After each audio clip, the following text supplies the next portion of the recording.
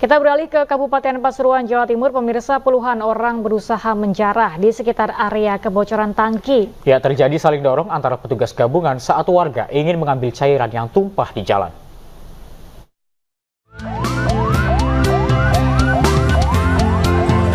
Dengan menggunakan pakaian APD, petugas Prasada Pamunah Industri atau PPLI melakukan pembersihan lokasi limbah B3. Petugas bekerja cepat untuk menghindari penyebaran kontaminasi yang lebih luas. Namun ini hanyalah simulasi dalam apel kedaruratan penanganan limbah B3 di wilayah Kabupaten Pasuruan menuju Zero Waste Emission 2024. Simulasi ini adalah bagian dari kegiatan kedaruratan yang dilakukan oleh Dinas Lingkungan Hidup Kabupaten Pasuruan.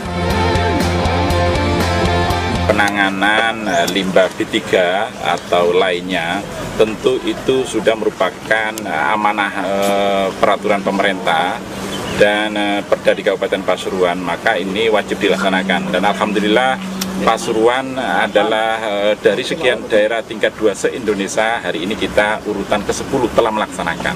Sebetulnya industri di Kabupaten Pasuruan ini cukup banyak ya, dari skala kecil sampai skala besar ada sekitar 1.500 industri. Jadi itu yang merupakan tanggung jawab kita bersama untuk menjaga pencemaran lingkungan, terutama limbah B3 yang ada di Kabupaten Pasuruan. Simulasi ini diharapkan dapat meningkatkan kesadaran dan kesiapsiagaan semua pihak dalam menghadapi bencana limbah B3. Dari Pasuruan, Jawa Timur, Jaka Samudra, Anyus melaporkan.